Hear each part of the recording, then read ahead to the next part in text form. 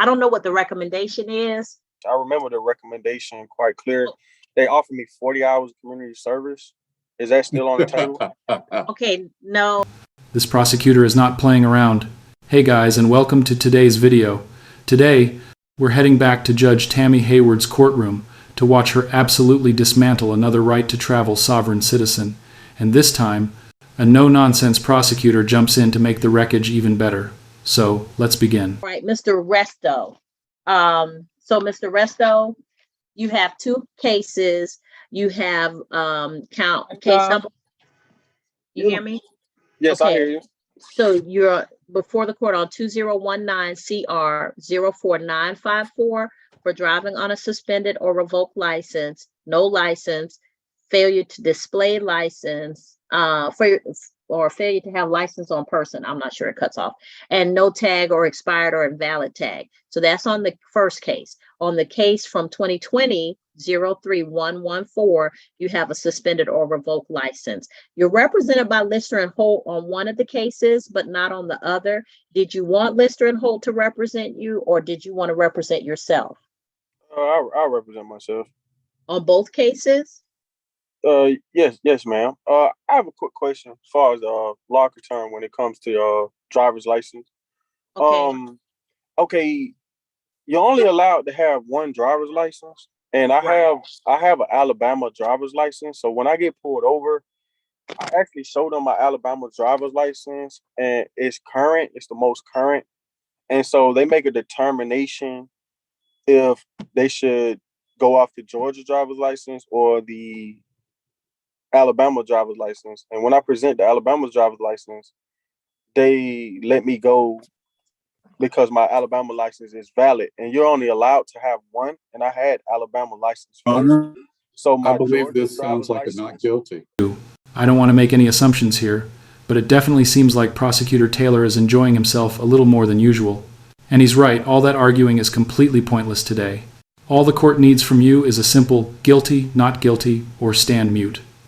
That's it. Okay, so Mr. Resto, what Mr. Taylor is saying is this is something that you could prove at trial. If you present that information at trial, then that means you want to go to trial instead of taking a plea. I don't know what the recommendation is, and I don't know. Well, the recommendation was, I think I've been dealing with this case for an awful long time now. So yeah. I don't really want to go to trial. I just want to get it behind me. But I think that the recommendation, I remember the recommendation quite clear. They offered me 40 hours of community service. Is that still on the table? Okay, no, Mr. Resto, it's more than that. So let me explain why I know it's more than that. So the basic fines and fees for driving on a suspended license is the first time in 5 years. If you get one, then you can enter a NOLO plea if you have a NOLO plea eligible to you. And then the fine is $500. But if you get a second one, the fine goes to $1,000. A third one, the fine goes to $1,500 and 10 days mandatory jail time. You have a second one, which means that you might be able to enter a NOLO to the first one, but then the second one is outstanding. So when you took a plea to the second one, that would definitely suspend your license. So that's what's on the table. Okay. And the fines are hefty. So you would get a plea on the first one, and that's a $500 fine, which is $737.50. But the next one is going to be $1,000 in addition to that, and that's $1,420. So we're looking at almost $2,200. Your Honor, is Mr. Resto represented on the particular case that we're referring to? Well, I want to address him directly if he's represented, because this is a serious matter. I get you. So that's why I'm saying, Mr. Resto, you have representation. I can allow you to be represented on both cases, and they can help you work this out. But understand that I was already represented by Lister and Holt, and we kind of been going back and forth with the district attorney's office for a while, and they've been giving me recommendations, and I still didn't take it, but they've been giving me recommendations. I don't know what's changed, but it definitely wasn't $2,000. talk to your attorney and let them tell you what the recommendation they have on the table, okay? Because the recommendation, if you're represented, even if you're only represented on one case, the rec is probably going to come to your attorney. Okay, now if I enter like an oral motion of dismissal based on constitutional grounds, are you standing on your constitutional oath? Okay, Or the- I'm not sure what that is.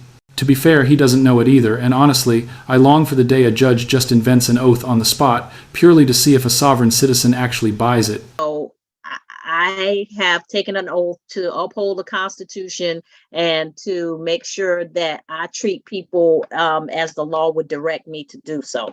So, Okay, well, I asked this question previously when I was in your courtroom one day in regards to the right to travel under the 14th Amendment, stating that citizens do not need a permit to travel with a horse-drawn carriage, wagon, or automobile without interference by police. And I was on a public highway actually when I got pulled over. okay, so that's not actually in the Constitution.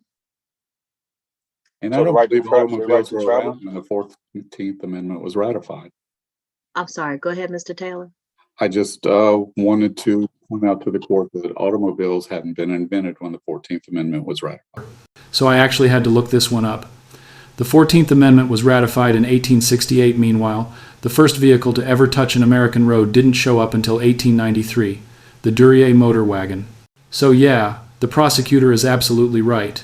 And after reading the entire 14th Amendment myself, I can confirm there's zero mention of horses, buggies, automobiles, or a magical right to travel. So I think I'll go ahead and file this one under the just made that up bin. That Yeah, may it says automobile, horse, drawn wagon, or carriage. Okay, So so an automobile is not necessarily a car if it's a household good. It's just a form of transportation. It doesn't matter if it's an automobile, horse, drawn wagon, or carriage, because it's still a form of transportation, and citizens have the right to travel without interference by police. So I don't even know how the police are even allowed to interfere with travel when I'm not using my vehicle for commerce. Your Honor, And it's Hold on, Mr. totally Taylor. private household good. Okay, so Mr. Resto, if somebody drove 100 miles an hour into the back of your vehicle and killed your a family member, would you want the police to interfere? That's a murder. I mean, that's if someone got killed. But they're traveling. You can't interfere with somebody traveling. No, I mean you can't. It's stating that a police just can't interfere with your traveling, like pulling you over for a traffic violation or a tag. But you want them to interfere if now somebody. if you murder somebody because of Well, sovereign, okay, say you don't murder them. Say you just hurt them. Say you just damaged the vehicle. You don't want the police to interfere. no, that because that's when it almost becomes like an accident or a crime or whatnot. So the police can. That's not really an interference. An interference with your traveling, not an interference when two citizens engage in an accident. It's interfering with you just traveling. So basically, you want the police to do their jobs when it benefits you, but suddenly not do their jobs when it doesn't. Got it. That's not how it works. That's not how any of this works. Now, police officers, as far as public servants, they have a duty to serve to the people.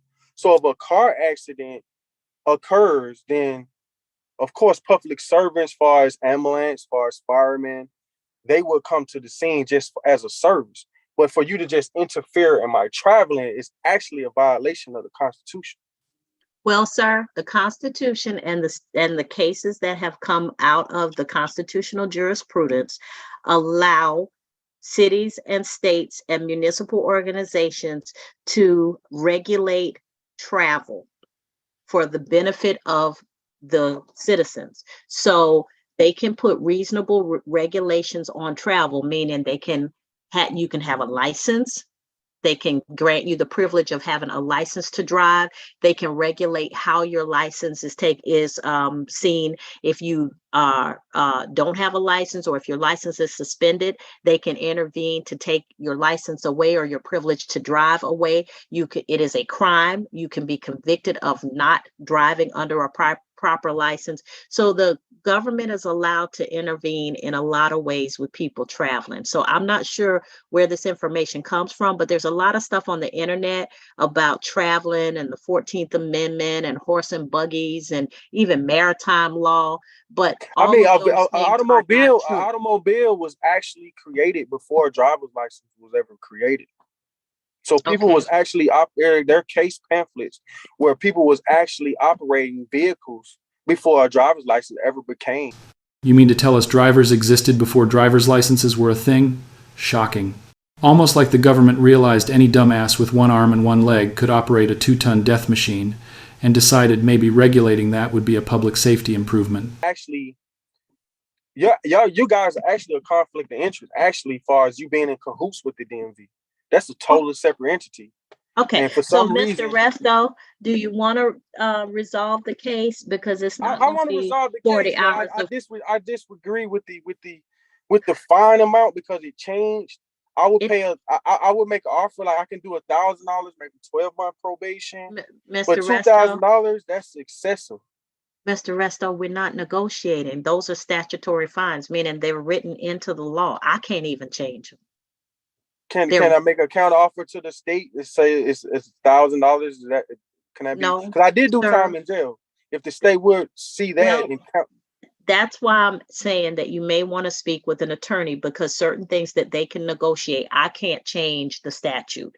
I can't change what's written in it, but they can negotiate. And if the solicitor wants to give you credit for time in jail in lieu of the fine, those are things that they can do that I can't do. Yeah. So I would ask to the district attorney, knowing that I did serve some days in jail, can you guys Okay. lower the fine and I just go ahead and end this So case right now?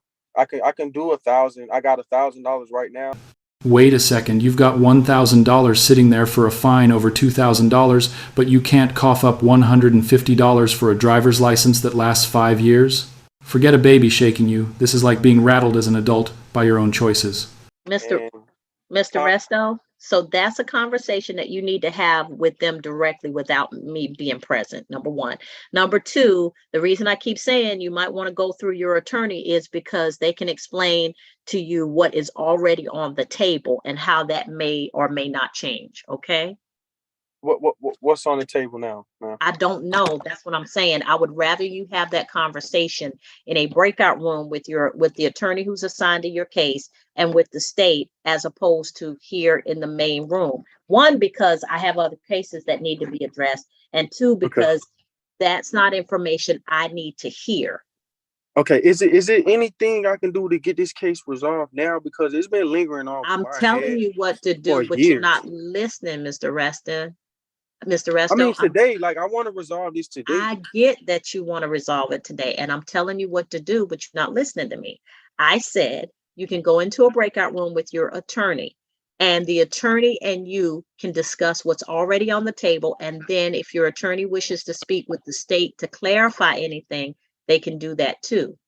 But you're not going to get it resolved by going back and forth with me because there's stuff I cannot do. Okay, just tell the state that I'll take their recommendation. I'll just pay the $2,000 if they can give me 12 months to pay it off. And Okay, if I pay sir, it off early, if my probation can be terminated, that would be great. Apparently, your listening skills expired a long time ago, Judge Tammy has told you multiple times this isn't the time or place for that. She's not the one you should be talking to right now.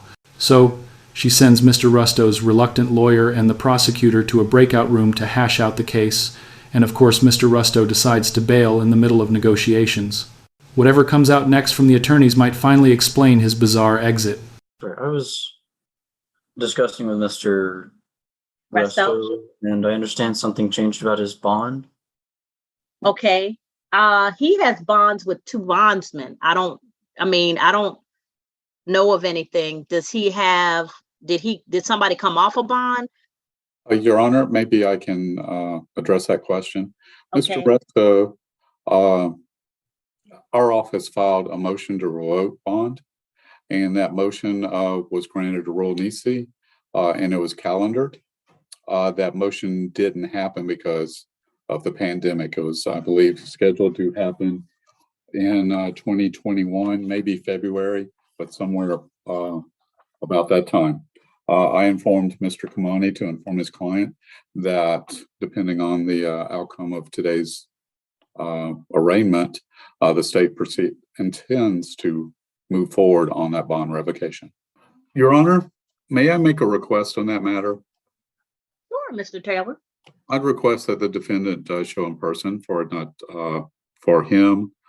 Zoom court is or remote appearance is not sufficient. So he struggles to even show up for Zoom court, and the prosecutor is insisting he appear in person, and for good reason. He didn't bother showing up for the next hearing either. Sure, he called in at the end of the docket, claiming he had a conveniently scheduled doctor's appointment the same day. Believe him if you want, but I'm not buying a single word that comes out of that guy's mouth. It's my understanding that you and Mr. Castaneda have parted ways with respect to your case. Yeah. Did he file a motion to withdraw? Yeah. Did you want to go forward without an attorney representing yourself? Yeah, it seems like the attorneys that the state appoints me, they have a very hard time of like listening to their clients, like what they have to say. Like I had a conversation with him for like maybe 5 minutes, and he was very like wanted to do what he wanted to do. He didn't want to hear what I had. So it looks like you and Mr. Castaneda have parted ways regarding your case. Yeah. Did he file a formal withdrawal? Yeah. So you're moving forward representing yourself? Yeah. Apparently the state-appointed attorneys just couldn't handle listening to what he wanted. He says he had a 5-minute conversation with them, and it was clear they were too focused on the law to bend to his YouTube-educated legal expertise. Yes, that's my shocked face right there. Or he was just telling me, like I was raising concerns about the state came off of my bond, and I was trying to figure out why they came off my bond when I show up for court. I gave him no reason to come off my bond, and he said, so when you say come off your bond, the bonding company has to do that, not the state. So I'm not sure. Like, well, they filed a motion to come off my bond. That's what he stated. Okay, is that Free at Last or Atlanta Clayton bonding? No, not Free at Last. It was. I have that you. He stated that the state filed a motion with your court, stating that they wanted to come off my bond to where, basically, I would have warrant on me. Okay, Miss John VA, do you have any outstanding bench warrants for Mr. Resto? I don't recall signing any, but I may have. Did the state file any motions in regards to that? No. You know, the King Observer in me can't help but notice how Mr. Rusto is laser focused on his bond revocation, which, as the judge already explained, wasn't even on the table. And that pretty much cements my suspicion that his emergency doctor's appointment, which just happened to fall on the exact same day he was supposed to show up for court, was a whole lot more than a coincidence. Okay, I did. So just Your Honor, I didn't know that he was back. I'd already given the file to my assistant. She said she had just sent off the bench warrant to you as well, I think. So I didn't think. Okay. All right. So yeah, Mr. Resto, you're here. So I haven't signed anything yet. Okay. Does the state have any intentions on trying to come off my bond? No. So, sir, they don't come off your bond unless you fail to appear. My understanding is you had a medical excuse for being late today. So you contacted Ms. Val. I'm actually still at the hospital. I just had a minor surgery.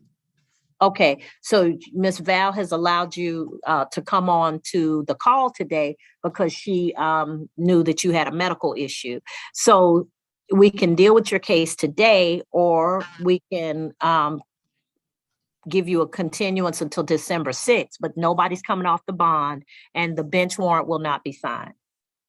Okay. I want to handle this today. It's kind of been lingering over my head for some years now. I'm really tired of it. And Okay. but I hear that the state is trying to like give me like 10 days in jail, and that would like absolutely ruin my business, my life. So I have a 2-year-old son, and I'm a single father. Believe me when I say this. You can completely screw yourself over just by being open and honest in court, accidentally admitting to a violation. A lawyer would know better. Unsurprisingly, they rescheduled the court date, and, shocker, he was a no-show again. Yeah, but see, Judge, in my situation is Okay, I got the documentation from the Alabama motor vehicle department. See, Okay. I'm actually an Alabama citizen, Hold and on, I was Mr. traveling. Resto. Hold on. Let me put you in a breakout room with me and the state so we can hear what you're saying, but we're not putting it all out there in case you want to make a different decision, okay? Okay, well, I have no absolute reason to lie, and I really believe that No, it's not I can that, be vindicated. sir. This is what I would do if you had an attorney who was representing you, okay? So this is called a Yeah, but pre-trial. I just honestly believe that when you're just being truthful, there's really no need for attorneys when you're just being honest about your situation. So it looks like that's the end of the Rusto saga, for now. He's on the run and hasn't returned to court since his last appearance. But don't worry, I'm always watching, and if there's an update, you'll be the first to know. If you liked the video, hit that like button. If not, hit dislike. But don't forget to leave a comment and subscribe with notifications on so you never miss any of my content. Next is Mr. Resto. Mr. Castaneda was fired by Mr. Resto, so he's no longer counsel of record. Mr. Resto is wanted, and there is no surety on that. Does the state have there's no surety order on that? Does the state have a request in the Resto case? Mr. Resto, yes, state would definitely request a rule absolute on that matter. Okay, on both cases, rule absolute will be granted. Thank you, Your Honor.